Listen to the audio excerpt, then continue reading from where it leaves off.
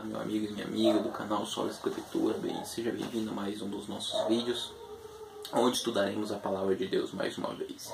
Você, meu irmão e minha irmã, que ainda não inscreveu-se em nosso canal, inscreva-se, não deixe de se inscrever em nosso canal, tá certo? Compartilhe no Facebook, WhatsApp, nas redes sociais, deixe seu link, deixe sua curtida aí, tá certo? E sem mais delongas, vamos ao estudo da Palavra de Deus. Hoje eu queria falar com vocês sobre a pessoa do Espírito Santo e um pouquinho de sua obra em Gênesis capítulo 1. Gênesis capítulo 1. Então eu convido você a tomar a sua Bíblia em mãos e abrir aí em Gênesis capítulo 1. Gênesis capítulo 1. Ok? Abra sua Bíblia em Gênesis capítulo 1. Gênesis capítulo 1, nós vamos ler o versículo 2. Diz assim: A terra, porém, estava sem forma e vazia. Havia trevas sobre a face do abismo, e o Espírito de Deus pairava por sobre as águas.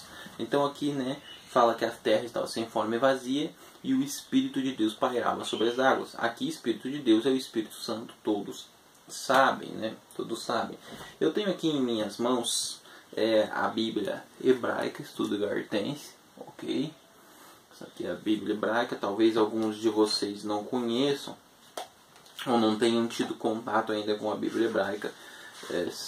Eu quase sempre uso aqui nos meus estudos, procuro não usar tanto para não tornar os vídeos tão maçantes, mas de vez em quando faz necessário. Então aqui eu tenho, por exemplo, para aqueles que nunca tiveram contato com um texto, pôs aqui para você poder dar uma olhadinha aí, tá certo? Ok? Então a Bíblia Hebraica. Bom, eu queria ler essa parte aqui do verso 2 com vocês, onde ele vai falar assim.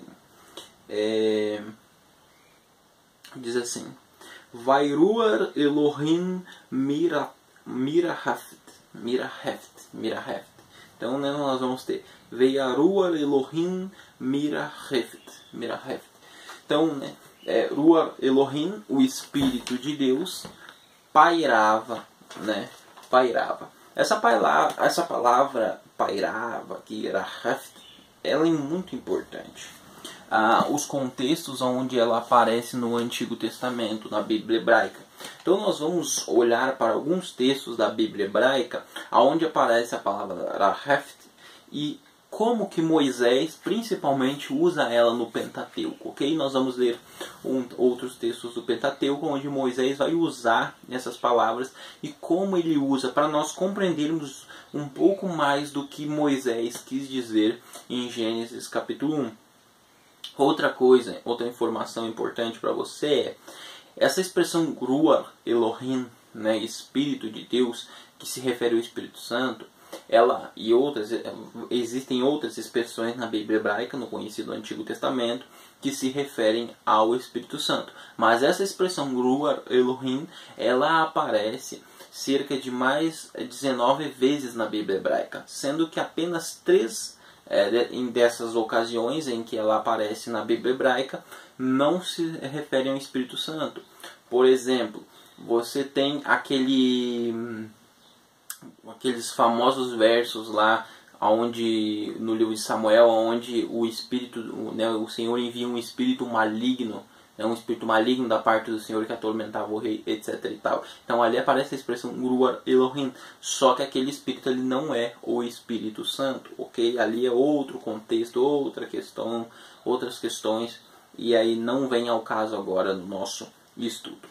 Mas então aqui nós temos o Ruach Elohim, o Ruach HaKodesh, o Espírito Santo, que pairava por sobre as águas. E a terra aqui era Tohu Bavohu, essa expressão Tohu Bavohu, sem forma e vazia, vem da expressão Tohu, desértica, deserto, ok?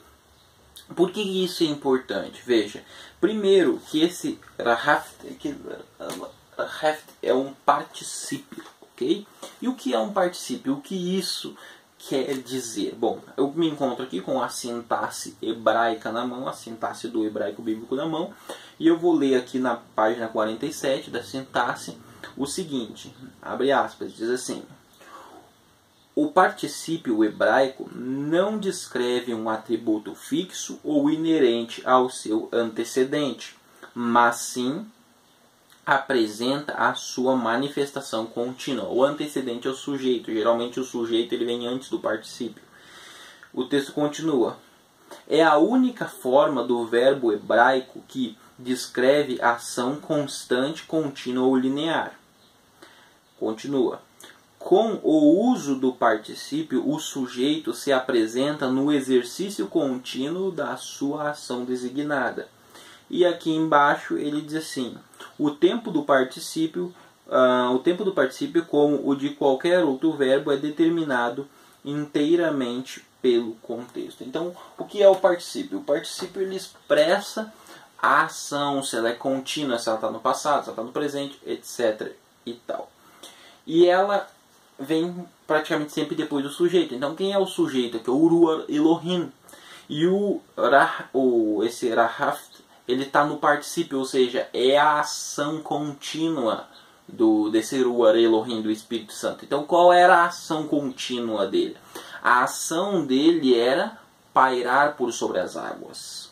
E esse pairar por sobre as águas, ele nos diz muita coisa quando nós entendemos como essa palavra hebraica, Raheft, ela é usada tanto aqui no texto de Gênesis, quanto em outros textos do Pentateuco e nas línguas semíticas, ok? Porque o Raheft, ele nunca é usado para um ser impessoal. Por exemplo, geralmente ele é usado para pássaros, que tem o movimento de quando eles ficam cuidando do seu ninho, ali, cuidando dos seus filhotes. Então, ele nunca é usado para um vento ou para um ser impessoal. Eu até vou ler um texto aqui com vocês. Ó, por exemplo, Deuteronômio, ainda na Torá, ainda Deuteronômio capítulo 32, livro de Devarim, capítulo 32. Abra comigo aí. Deuteronômio 32. Quando você vai aqui em Deuteronômio 32, nós temos o cântico de Moisés, né? Falando da fidelidade de Deus, da emuná, e Deus livrou o seu povo. E é interessante porque do verso 10 a 12, Moisés diz assim, o mesmo Moisés que escreveu Gênesis, ele diz assim: achou-o numa terra deserta, Torru, falando que ele achou Israel numa terra deserta. Aqui já aparece a palavra Torru, a mesma que aparece em Gênesis. E num ermo solitário, povoado de ermos, rodeou e cuidou dele, guardou como a menina dos olhos. Como a águia desperta como a águia desperta a sua ninhada e voeja sobre os filhotes, estende as asas e toma-os e os leva sobre elas, assim só o Senhor o guiou, e não havia com ele Deus estranho. Então é interessante porque aqui Moisés falando do momento em que Deus que o Eterno tira o seu povo do Egito e guia o seu povo, ele descreve, ele usa, e é interessante que ele vai usar a mesma expressão que é usada, o Raheft, para o Espírito Santo em Gênesis capítulo 1, 2, ele usa para Deus aqui no Pentateuco. Agora em Devarim, Deuteronômio capítulo 32, ele usa para Deus. Ele diz assim, voeja, ou seja, a águia, ela está por sobre o seu ninho voejando e cuidando. Ou seja, qual é a ação aqui? É cuidar. Ela está cuidando. Então veja, a palavra Torru aparece, ela deserto, e Deus está cuidando do seu povo. Então veja, a palavra Rahef no Antigo Oriente, nas línguas semíticas do Oriente Próximo e no Pentateuco, ela não, na Bíblia Hebraica, no Pentateuco e na Bíblia Hebraica, elas não aparecem para o ser impessoal. Geralmente ela vai aparecer para uma águia cuidando dos seus filhotes e tal, para demonstrar. E aqui ela aparece para Deus, ou seja, Moshe ele usa a figura de uma águia para simbolizar o cuidado que Deus tinha pelo seu povo no período em que os resgatou, e ele usa essa palavra, ou seja, ela é usada a Deus lá na criação, né? Aparece para o Ruach Elohim, para o Ruach HaKodesh, o Espírito de Deus, e aqui ela vai aparecer para o Eterno, para Deus. Então, essa palavra ela já nos dá um indício. O Espírito Santo, ele é um ser pessoal. ele não é um ser impessoal, ok?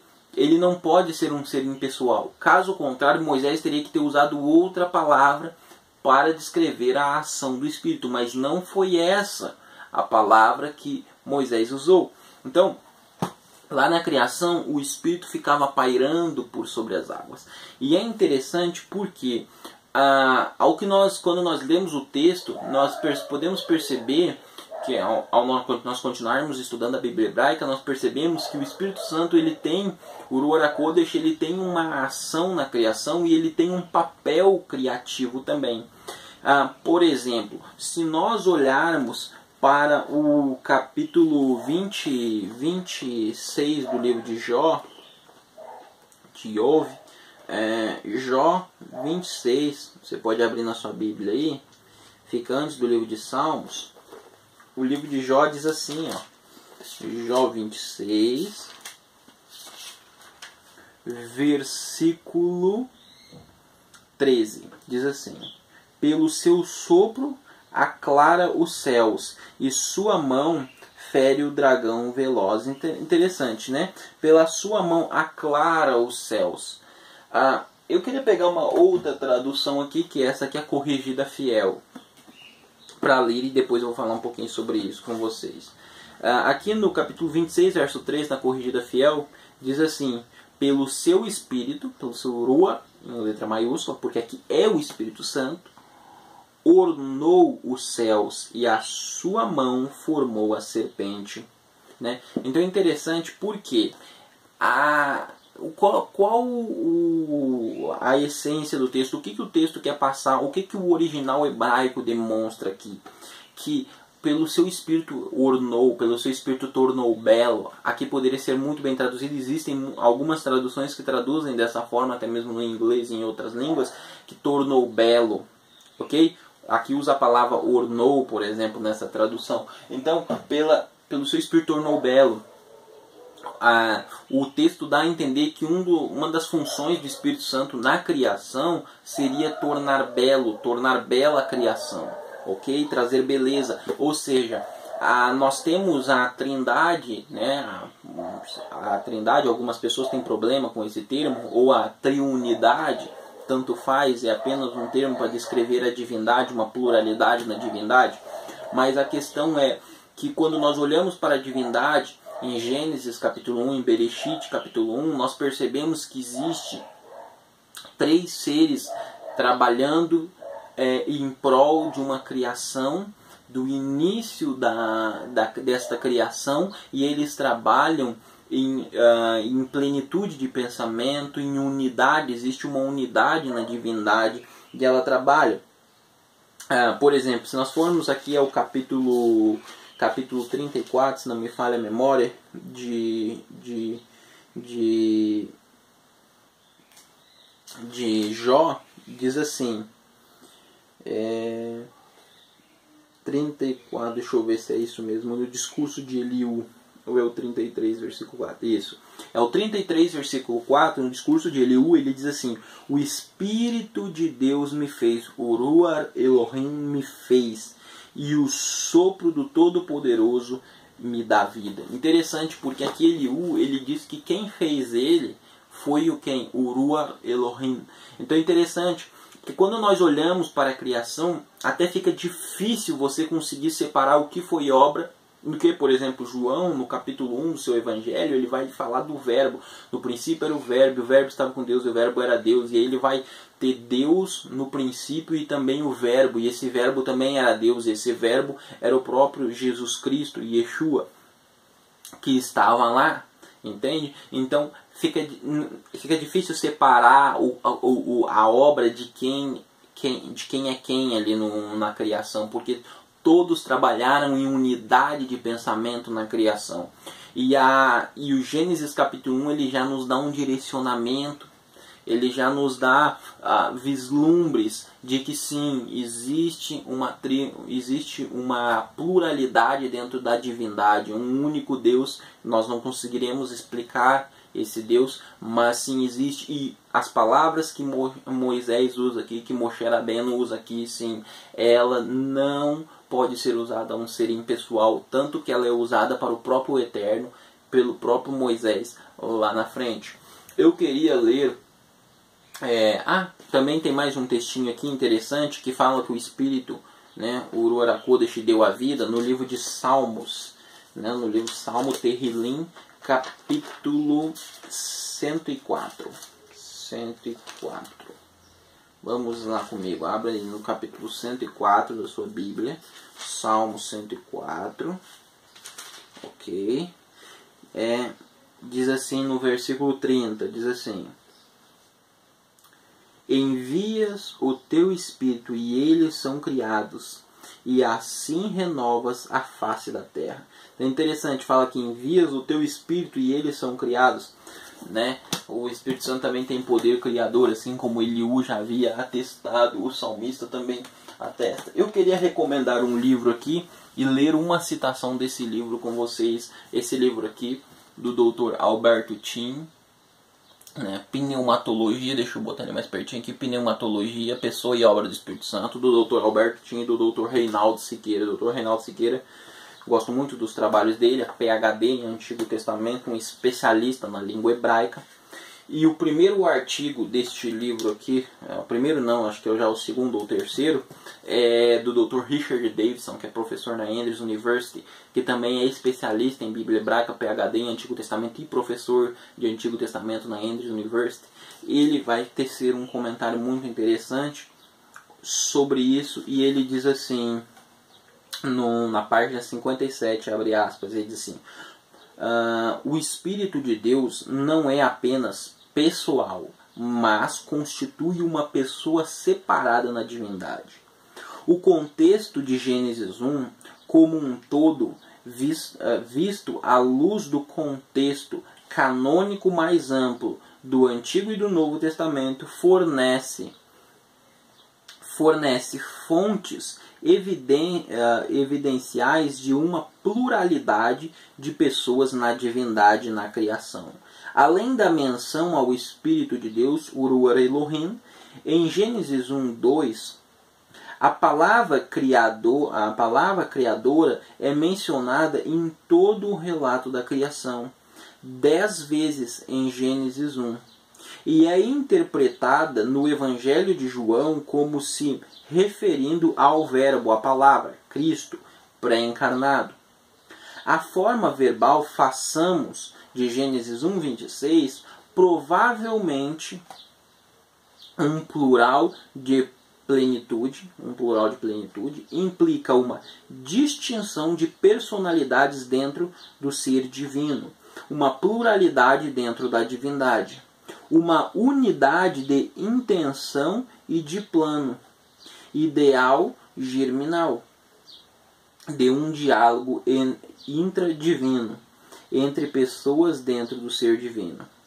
Concluímos que o peso das evidências favorece considerar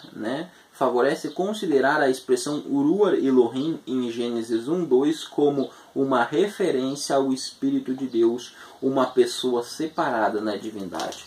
Então, o que basicamente o Richard Davidson está falando, que o Dr. Richard Davidson está falando aqui, é que quando nós analisamos o contexto todo aí do capítulo de Gênesis, nós percebemos o Deus Pai, nós percebemos Cristo, o próprio evangelista João e Yohanan, ele vai interpretar desta forma lá no evangelho dele. Ele vai ver o verbo, ele vai ver Deus na criação, né? No princípio era o verbo estava com Deus e nada do que foi feito se fez, né? Tudo que foi feito se fez por intermédio dele. Então nós vemos as três pessoas da divindade, presentes em Gênesis capítulo 1 e em Bereshit capítulo 1. E as evidências apontam para uma pluralidade na divindade, o que alguns chamam de trindade. Eu não tenho problema com esse termo, mas eu sei que algumas pessoas têm problema. Mas, ainda que o termo não esteja no texto bíblico, o conceito ele existe no texto bíblico de uma pluralidade na divindade, ou seja, três pessoas distintas em uma única divindade. Como explicar isso? A mente humana finita não consegue, mas as evidências que o texto bíblico está dando, a direção que o texto bíblico dá é essa. Então, quando nós examinamos Gênesis 1, nós percebemos que o Ruach Elohim, de fato, ele é uma pessoa, pelas palavras que são usadas ali, pela forma que o autor usa. Moisés não usou as palavras por acaso. Moisés era um homem muito inteligente, sábio e, acima de tudo, inspirado pelo Ruach HaKodesh, pelo próprio Espírito Santo. Então, as palavras que ele usa ali são escolhidas com carinho para descrever a ação do Espírito. Ok? E eu queria deixar um recado final para você que assistiu esse vídeo até o final. Eu sei que algumas pessoas poderão não concordar e algumas pessoas não creem na doutrina da Trindade, não creem na doutrina da triunidade de Deus. E se você, porventura, tiver o desejo de fazer algum comentário de alguma coisa que você não concordou, tudo bem. Eu só peço o seguinte: eu não vou responder comentários, primeiro, mal educados, ok? Segundo, comentários que ficam divagando em vários textos da Bíblia sem fazer nenhuma análise séria. Veja, eu peguei o Gênesis 1 aqui e eu fiz uma análise do texto de Gênesis 1, busquei outros textos que vêm falando de Gênesis 1, ok? Falamos das palavras hebraicas, da sintaxe das palavras hebraicas, do uso que Moisés faz das palavras hebraicas, ok? Então, se a pessoa não concordar, então refute dentro das palavras hebraicas, refute dentro da análise sintática, lexical de Gênesis 1, ok? E é isso aí, basicamente é isso aí. Até o nosso próximo vídeo, tá certo? Que o Senhor possa abençoar a sua vida ricamente.